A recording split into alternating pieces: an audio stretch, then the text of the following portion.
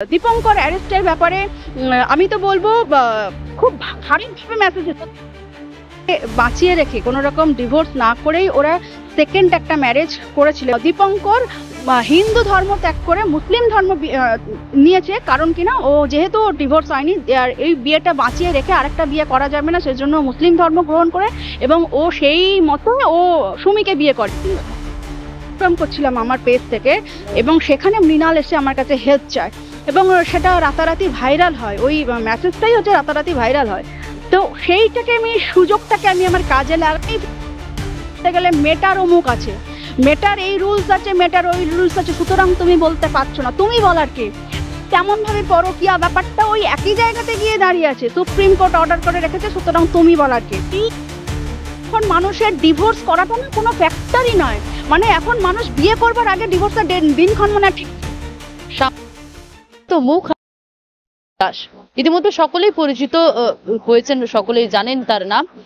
তিনি বাংলা হান্টে এর আগেও সাক্ষাৎকার দিয়েছিলেন এবং তার আগেই তিনি কিন্তু সরাসরি বলেছিলেন আরো বড় কিছু আসতে চলেছেন। কয়েকদিন আগেই তিনি একটা ফেসবুক লাইভ করছিলেন তার নিজের পেজ থেকে এবং সেখানে দেখা গিয়েছিল মৃণাল বলে যে ব্যক্তি তার কাছে হেল্প চাইছিলেন, কারণ দীপঙ্কর বলে যে একজন সামাজিক মাধ্যমের কন্টেন্ট ক্রিয়েটার রয়েছে, তাদের যে কন্টেন্ট সেই কন্টেন্ট নিয়ে তিনি অর্থাৎ সঙ্গীতা দিদি তিনি একটি পোস্ট করেছিলেন এবং তারই প্রেক্ষিতে মৃণাল হেল্প চেয়েছিলেন। তবে সেখানে সঙ্গীতা দি একটা কথা বলেছিলেন যে এখানে কিন্তু মৃণালকে লিগাল স্টেপ নিতে হবে। পরবর্তীতে দেখা গেল দীপঙ্করকে অ্যারেস্ট করা হয়েছে। ঠিক কি ঘটেছিল সরাসরি আমাদের সঙ্গে এই মুহূর্তে রয়েছেন সঙ্গীতা দাস, আমরা সরাসরি কথা বলে নেবো। দিদি, ঠিক কি ঘটেছিল এবং কি অ্যাকশন বা কি বড় কিছু বাংলা হান্টের মাধ্যমে সরাসরি জানান? হ্যাঁ, প্রথম কথা ওদের যে কারণে কমপ্লেনটা করা হয়েছিল, ওরা অনলাইন প্ল্যাটফর্মকে মাধ্যম করেই ওরা প্রথম বিয়েটাকে বাঁচিয়ে রেখে কোনো রকম ডিভোর্স না করেই ওরা সেকেন্ড একটা ম্যারেজ করেছিল এবং সেটা স্বীকৃত মানে অ্যাডমিটেবল হিসাবে সেটাকে ওরা তুলে ধরেছে, যেটা সত্যি সত্যি ওরা বিয়ে করেছিল এবং সেই জন্যই ওদের এগেনস্টে এই কমপ্লেনটা করা। কন্টেন্ট ক্রিয়েটারটা কন্টেন্ট করতেই পারে, কিন্তু কোনো রকম ইললিগাল মেসেজ বা লকে অবমাননা করা হচ্ছে এরকম কোনো মেসেজ তো ক্রিয়েটার হলেও তো সে তো দিতে পারে না। না, তো আমাদের হিন্দু ম্যারেজ একটা অনুযায়ী যেহেতু সেকেন্ড ম্যারেজ করতে গেলে আগের জনকে ডিভোর্স দিয়ে তবেই সেকেন্ড ম্যারেজ করা যাবে, তো সেটা যেহেতু ইললিগাল প্রসেসে হয়েছে সেই জন্যই এদের নামে কমপ্লেনটা আমি করেছিলাম। এবার ঘটনা হচ্ছে কমপ্লেনটা করার পরেও প্রশাসনিক লেভেলে তো অনেক কিছু এটা ওটা যা কিছু হয়েছে সেগুলো আর আমি এখানে তুলছি না, কিন্তু ঘটনা হচ্ছে লাস্ট অফ অল যেটা দেখা যাচ্ছিল যে মৃণালকে খুবভাবে প্রয়োজন পড়েছে, কারণ কিনা এই ক্ষেত্রে দুজন ব্যক্তি খুব ইম্পর্টেন্ট, একটা হচ্ছে মৃণাল আর একজন হচ্ছে কোয়েল। যেহেতু সুমি আর দীপঙ্কর দুজনকে বিয়ে করছে, এবার বাকি দুজন যারা থাকলো তার হচ্ছে মৃণাল আর কোয়েল। এবার কোয়েল যেহেতু ওদের সঙ্গে সাপোর্ট দিয়েছে, ওদের পুরো ব্যাপারটাকে সাপোর্ট দিচ্ছে এবং ওদের এই বিয়েটাকে মেনে নিয়েছে, সেই জন্য কোয়েলকে এখানে আর টেনে লাভ নেই, কিন্তু মৃণালকে আমাদের দরকার। এবার মৃণালকে যখন দরকার তখন আমি কোনোভাবে মৃণালের কাছ পর্যন্ত পৌঁছাতে পারছিলাম না। তখন একদিন আমি যখন লাইভ প্রোগ্রাম করছিলাম আমার পেজ থেকে এবং সেখানে মৃণাল এসে আমার কাছে হেল্প চায়, ভাইরাল হয়। ওই মেসেজটাই হচ্ছে রাতারাতি ভাইরাল হয়। তো সেইটাকে সুযোগটাকে আমি আমার কাজে লাগাই এবং মৃণালের সঙ্গে আমি যোগাযোগও করি এবং তারপরে যা যা হয়েছে মৃণালের সঙ্গে কথাবার্তা বা যে ভাবে এগোনো যায়, যতটুকু যা স্টেপ নেওয়া যায় সবটাই মৃণালের সঙ্গে কথাবার্তা বলে এগোনো হচ্ছিল। মৃণাল কোনো কারণে দীপঙ্করকে একটু ভয় পাচ্ছিল, কারণ দীপঙ্কর একটু অন্য রকম, অন্য লেভেলের ছেলে বা অন্য লেভেলের ওর কিছু কর্মকাণ্ড আছে, যার জন্য মৃণাল একটু ভয়ই পাচ্ছিল। ও নিজেকে নিয়েও ভয় পাচ্ছিল, ও আমাকে নিয়েও ভয় পাচ্ছিল, কারণ ও চাইছিল আমি পুরো ব্যাপারটা ফিজিক্যালি হ্যান্ডেল করি। আমি সেটাতে রাজিও হয়েছিলাম, কিন্তু ও কোনো একটা ভীতি থেকে না, ও ব্যাপারটাকে চুপ করে যাচ্ছিল যে যা হচ্ছে হচ্ছে সোশ্যাল মিডিয়ার মধ্যে দিয়ে হচ্ছে। ও ভেবেছিল কেউ না কেউ এসে একটা হেল্প করলে হয়তো ঝামেলাটা মিটে যাবে, কিন্তু শেষাবধি সেটা যখন কোনোভাবেই হচ্ছিল এবং ওখানকার লোকাল পাবলিকও ভীষণভাবে উত্তপ্ত হয়ে আছে। আমার কাছে কিছু মানুষজন যারা যোগাযোগ করেছিল আর কি, থানা ঘেরাও টেরাও করবে বলেও যারা রেডি ছিল, তো তাদের কাছেও আমি মৃণালের যোগাযোগ মাধ্যমটা আমি চাইনি, কারণ চাইতে গেলে এবার তারা উত্তেজিত জনতা যেরকম হয় কোনো রকমভাবে মৃণালের ওপর অ্যাটাক করুক বা কি কিছু, সেটা আমি চাইনি। যার জন্য আমিও অপেক্ষা করছিলাম যে কোনোভাবে মৃণালকে কিভাবে যোগাযোগ করা যায় বা কি না যায়। তখন আমি ওর ওই লাইভ ভিডিওতে ও যে হেল্পটা চেয়েছিল সেইটা তখন আমার একটা বড় একটা সুযোগ আমার কাছে এসে পৌঁছালো এবং সেই সুযোগটাই কাজে লাগাই এবং মৃণাল পর্যন্ত আমি পৌঁছেও যাই।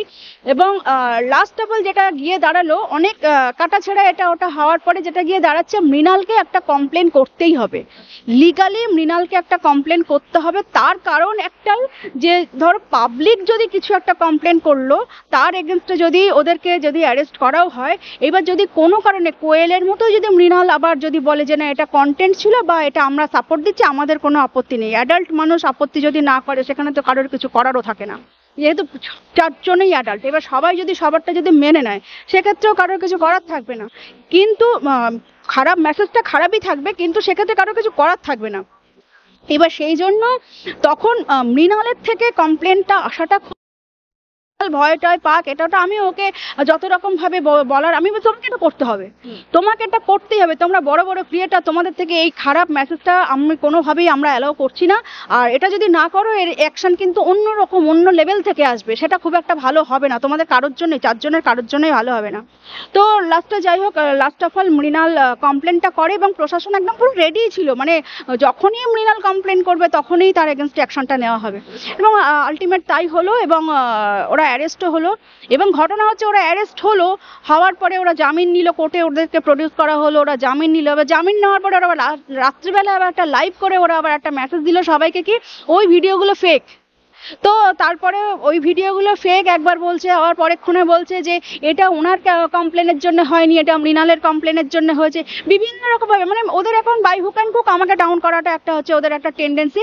সেটা যাই হোক, ওরা সেটা করতেই থাকুক। কিন্তু এর মধ্যে থেকেও না দুটো বড় বড় ঘটনা ঘটে গেল।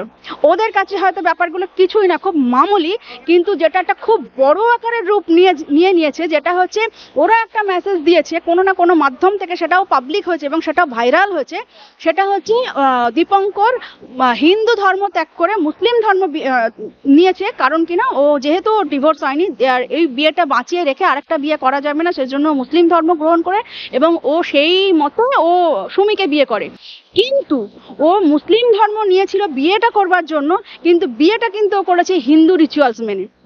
ও যেটা পাবলিক করেছে, ওরা যেটা ভিডিও আকারে যেটা পাবলিক করেছে, সেটা কিন্তু হিন্দু রিচুয়ালস মেনে ও বিয়েটা করেছে। লিগালি হয়েছে? লিগালি কি করে হবে? আরেকটা বিয়েকে যদি তুমি ডিভোর্স না দাও, তাহলে লিগালি? পুরো ব্যাপারটাই ইললিগাল, পুরো ব্যাপারটাই ইললিগাল। যেহেতু আমরা অ্যাডাল্ট, আমাদের মুখের ওপরে কেউ কিছু বলতে পারবে না, কেউ কিছু করতে পারবে না। সে আমি একে নিয়েই এই প্রসঙ্গে দুটো খুব ভাইটাল দুটো বিষয় যেটা আমি আপনাদের মাধ্যমেই তুলে ধরতে চাইছি।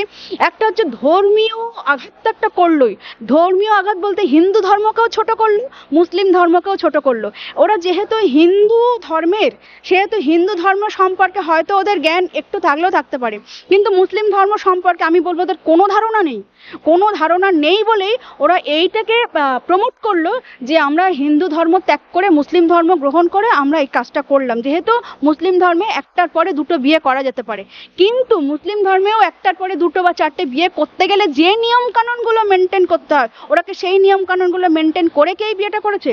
নিশ্চয়ই সেটা করেনি। এবার নিশ্চয়ই যেটা সেইটা সম্পর্কে ওদের কতটুকু ধারণা আছে, আমার মনে হয় কোনো ধারণাই নেই। মুসলিম ধর্মও তো একটা ধর্ম, এবং সেটা লফুলি ধর্ম। তো সেই ধর্মটাকে ওরা কতটুকু সম্মান করলো? ওরা নিজের ধর্মকেও অসম্মান করলো, ওরা মুসলিম ধর্মকেও অসম্মান করলো। ওরা পুরো ব্যাপারটা একটা ধর্মীয় ভাবাবেগেও কোথাও একটা আঘাত কিন্তু ওরা আনলো।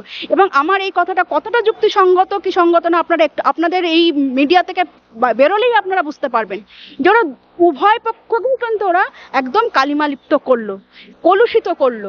তারপরেও আর একটা ব্যাপার, যে বিষয়টা ভীষণভাবে যেটা যে পরকীয়া, এই পরকীয়া বিষয়টা যে আমাদের কিভাবে আমাদের ঘরে ঘরে একটা মারণ ব্যাধি রূপ নিয়েছে, এবং বলবো কি ঘরে ঘরে একটা ক্যান্সারের আকার ধারণ করে নিয়েছে এই পরকীয়া। কাউকে তো কিছু বলার উপায় নেই, বলা যাচ্ছে না। কাউকে কিছু বলতে গেল একটাই কথা, যে সুপ্রিম কোর্টের অর্ডার আছে।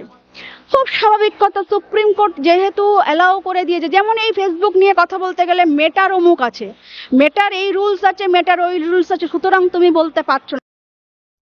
তেমন ভাবে পরকীয়া ব্যাপারটা ওই একই জায়গাতে গিয়ে দাঁড়িয়ে আছে, সুপ্রিম কোর্ট অর্ডার করে রেখেছে, সুতরাং তুমি বলার কে?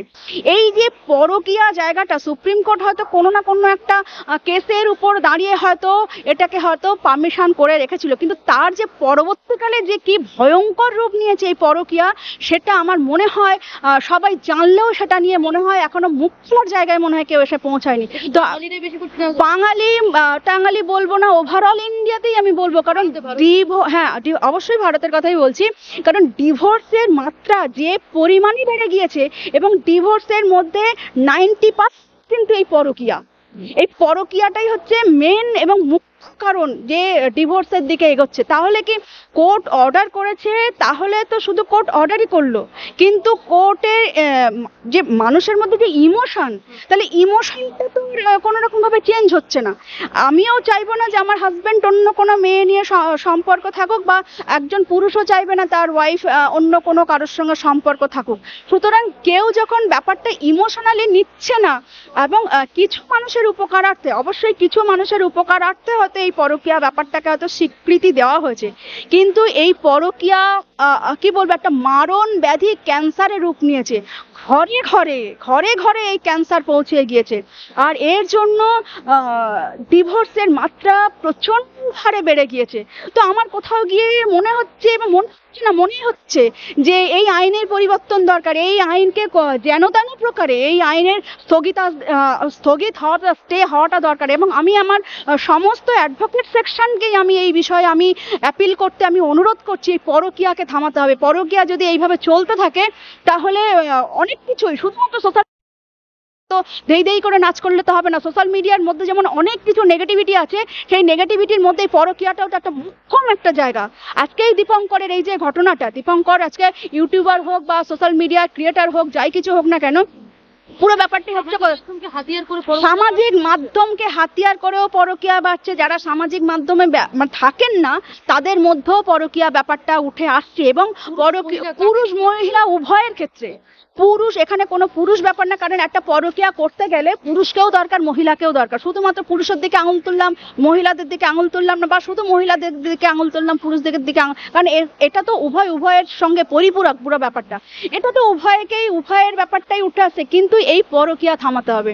সুপ্রিম কোর্ট অর্ডার দিয়েছে বলে যেভাবে নোংরামো বেড়ে গিয়েছে, এবং ঘরে ঘরে যেভাবে মানে ধ্বংসের দিকে চলে যাচ্ছে, সোশ্যাল মিডিয়া এমন একটা প্ল্যাটফর্ম হয়ে দাঁড়িয়েছে নোংরামোর জায়গায়, এই পরকীয়াও কিন্তু তার মধ্যে একটা মস্ত বড় একটা রূপ নিয়েছে। তো এই পরকীয়াকে থামাতে হবে। তো এইখান থেকে আমাদের চ্যানেলের মধ্যে থেকে আমি আমার সমস্ত আইনজীবীদের উদ্দেশ্যে বলবো, এই পরকীয়া থামাতে হবে। তার জন্য আইনের পরিবর্তন আনতে হবে। তার জন্য যদি মাঠে নামতে হয়, তার জন্য যা যা করার স্টেপ নেওয়ার দরকার, আমার মনে হয় নেওয়ার সময় এসেছে। মানে আইন একটা এলো মানেই সেই আইন যে সারা জীবন চালিয়ে নিয়ে যেতে হবে এমনও তো কোনো, আইনের তো পরিবর্তন ঘটে এবং নতুন আইনেরও প্রবর্তনও হয়। তো কোনো না কোনো কেসের মাধ্যমেই নতুন আইন আসার পর কি ডিভোর্সের রেটিং ডিভোর্স মানে কি, এখন মানুষের ডিভোর্স করাটা না কোনো ফ্যাক্টরই নয়।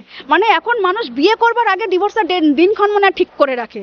এবং সংসার, এই ধরো তুমি মানে হাজব্যান্ড ওয়াইফ, এই ধরো কোথাও একটা পাহাড়ে ঘুরতে গেল, বেড়াতে গেল, সেখান থেকে এসেই 5 দিনের মধ্যে ডিভোর্সের ডিক্লেয়ার হয়ে যাচ্ছে। কারণ কিনা পরকীয়া। তো পরকীয়া তো মুহূর্তের মধ্যে কেউ বাধা দিতে পারছে না, কারণ কিনা সুপ্রিম কোর্টের অর্ডার আছে। তো সুপ্রিম কোর্ট কোনো না কোনো একটা কেসের ভিত্তিতে হয়তো অর্ডারটা করে দিয়েছে, কিন্তু তার যে নেগেটিভ রূপটা, যেটা বাইরে বা আমাদের সোসাইটিতে বা আমাদের দেশে যা যে প্রভাবটা পড়েছে, সেই প্রভাবটা মারাত্মক আকারের খারাপ ভাবে সেই প্রভাবটা পড়েছে। তো আমার এই যুদ্ধের মধ্যে আমার এটাও একটা বড় একটা বিষয় আমি তুলে ধরতেই চাইছি, পরকীয়া থামাতে হবে। পরকীয়া না থামালে শুধুমাত্র সোশ্যাল মিডিয়াকে আমি যদি শুদ্ধীকরণ করি, কিন্তু এবার সোশ্যাল মিডিয়াতে সবাই হয়তো এই ধেই নাচনটা কমিয়ে দিল, কিন্তু বেড়ে গেল পরকীয়া। সেটাও তো একটা ক্ষতি, সেটাও তো একটা খারাপ। তো পরকীয়াও থামাতে হবে। পরিষ্কার কথা, শুদ্ধ যদি হতে হয়, দেশকে যদি শুদ্ধ করবার যদি মানসিকতা থাকতে হয়, সব দিক থেকে করতে হবে। আইনেরও যদি কোনো ভুল ত্রুটি থাকে, আইনকেও শুদ্ধ হতে হবে। আইনের ভুল ত্রুটি কি হয় না? আইনেরও তো ভুল ত্রুটি থাকে। পুরোনো আইন ভেঙে নতুন আইনেরও সৃষ্টি হয়, আবার নতুন আইনের মধ্যে যদি কোনো খারাপ কিছু এফেক্ট আসে, সেটাও ভেঙে চুরে আবার নতুনভাবে তৈরি করা হয়। তো পরকীয়া হয়তো কোনো একটা বিশেষ সময়ে, হয়তো বিশেষ মুহূর্তে হয়তো সেটাকে স্বীকৃতি দেওয়া হয়েছিল, কোনো একটা বিশেষ কেসের মধ্যে থেকেই হয়তো স্বীকৃতিটা দেওয়া হয়েছিল, কিন্তু তার যে ভয়ঙ্কর রূপ যেটা এখন দেখা যাচ্ছে, সেটাকে থামানোটাও আমি মনে করি ভীষণভাবে জরুরি। আর দীপঙ্কর অ্যারেস্টের ব্যাপারে আমি তো বলবো খুব খারাপভাবে মেসেজ এসছে। প্রথম কথা, এইভাবে ইললিগালি দুটো মানে ওপেন প্ল্যাটফর্মে দুটো বিয়ে করা, সেটা তো প্রচণ্ডভাবে একটা ইললিগাল।